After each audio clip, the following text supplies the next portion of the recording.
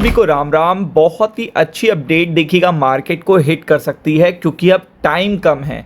दोनों देशों के लिए टाइम कम है, चाहे वो ईरान की आप बात करें चाहे आप यूएस की बात करें। और यहाँ पे इस पर्टिकुलर वीडियो में मैं आपको दिखा भी दूंगा कि दोनों कंट्री पे कितना ज़्यादा प्रेशर है और लॉजिकली वो डेटा आपको प्रूव होते हुए देखने को मिलेगा। तो इसलिए वीडियो के अंत तक बने रहिएगा।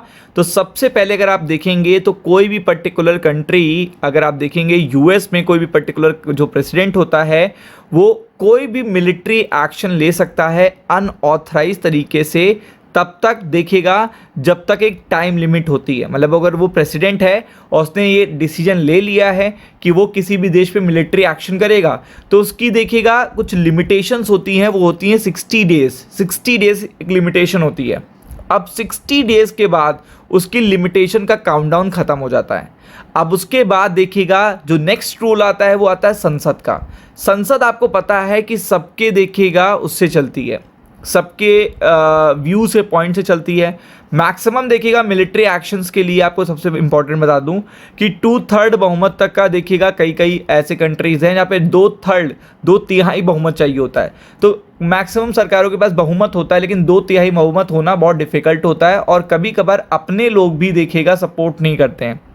क्यों? क्योंकि कोई भी नहीं चाहता कि देश युद्ध में जाए।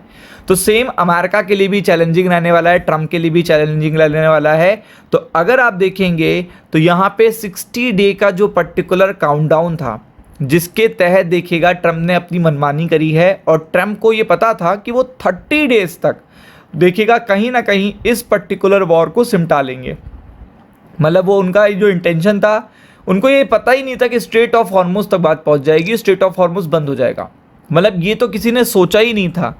ये था कि स्ट्राइक करेंगे, अपने जो न्यूक्लियर साइट है उड़ाएंगे, खमनई को उड़ाया और समथिंग देखिएगा सब कुछ करा, उसके बाद देन आफ्टर दैट हम खत्म हो गया, टास्क कंप्लीट हो गया और 15 दिन बाद 15 दिन युद्ध चलेगा, 15 दिन में समझौता कर लेंगे। बट 30 डेज का वो लपेटे में आया, धीरे धीरे धीरे धीरे करके वो चीज़ें बढ़ गई। अब क्या हुआ, स्ट्रेट ऑफ हॉर्मुज ने सबकी देखिएगा नाक में दम कर रखा है, सबकी नाक में दम कर रखा है, चाहे वो यूएस हो, चाहे ईरान हो, चाहे मिडिल ईस्ट हो, चाहे कोई भी कंट्री हो। तो इस कारण से देखिएगा ये जो वॉर का पर्टिकुलर डेडलाइन था 60 डे का, वो 1 मई को पूरा हो रहा है और उसमें अब इनको जो फैसला लेना है, वरना देखिएगा वॉर की पावर के लिए रेजोल्यूशन पास कराना पड़ेगा। कहाँ से? अमेरिका की संसद से। तो आप देख सकते हैं कि ये पास कराना एक डिफ़िकल्ट टास्क होगा। तो अगले 48 आवर्स में इस पर फैसला लेना है प्रेसिडेंट डोनाल्ड ट्रंप को कि या तो ये वॉर ख़त्म हो जाए, स्ट्रेट ऑफ हॉर्मुज खुल जाए, तो मिलिट्री एक्शन को ज़्यादा आगे नहीं बढ़ाना पड़ेगा और सीज़ फायर की कोई वैसे भी डेट नहीं है, तो अनिश्चित काल तक वो चल रहा है, स्ट्रेट ऑफ हॉर्मुज खुल जाएगा तो स्ट्राइक्स रुक जाएंगी, आपको पता है।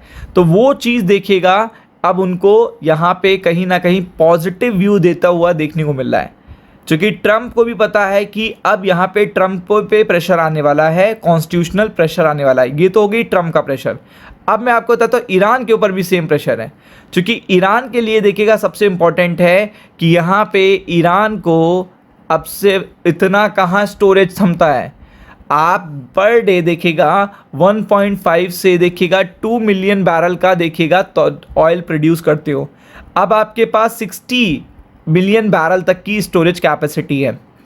पर डे के हिसाब से लगा दीजिए तो ये इस तरीके से मानेंगे, 2 मिलियन बैरल भी मानिए तो 10 दिन में आपका हो गया 20 मिलियन और देखिएगा 30 दिन में हो गया आपका यहाँ पे 60। तो 50-60 मिलियन बैरल जो है वो ऑलरेडी यहाँ पे कैपेसिटी 50% यूज़ हो चुकी थी और 15 दिन बचे थे। तो 5-7 मई तक ही देखिएगा स्टोरेज कैपेसिटी है अगर स्ट्रेट ऑफ हॉर्मुज नहीं खुलता है और ये शिप्स नहीं निकलते हैं, मतलब एक्सपोर्ट के लिए ईरान के शिप्स नहीं निकलते हैं और फिर वो उस पर्टिकुलर टैंक्स में क्या हो जाएगा, पानी भर जाएगा। तो आपको पता है इससे $1 बिलियन का लॉस होगा ईरान को। तो ईरान के ऊपर भी प्रेशर है। तो ईरान ने अपना प्रपोजल बना के देखा था, भेजा है ट्रम्प को कि आप इस पे वर्क करो और आप पहले स्ट्रेट ऑफ हॉर्मुज पे खोलने की बात करो। और इस पे यूएन का भी स्टेटमेंट आ चुका है कि सबसे पहले स्ट्रेट ऑफ हॉर्मुज खोला जाए। अब यूएन में मल्टीपल नेशंस आते हैं, तो यानी कि ट्रम्प के ऊपर और देखिएगा ईरान के ऊपर मल्टीपल नेशन का प्रेशर बन रहा है। दोनों की देखिएगा अपनी एग्जैक्ट वजह है, दोनों का लॉस बहुत गंभीर है। एक तो देखिएगा आपको पता है ट्रम्प का भी है और दूसरा आपको पता है ईरान का, मैंने बता दिया। तो इसलिए 48 आवर्स में कोई गुड न्यूज़ आने वाली है जिससे मार्केट आपके अप जाते हुए देखने को मिलेंगे। तो उसके लिए प्रिपेयर्ड रहिएगा। राम राम।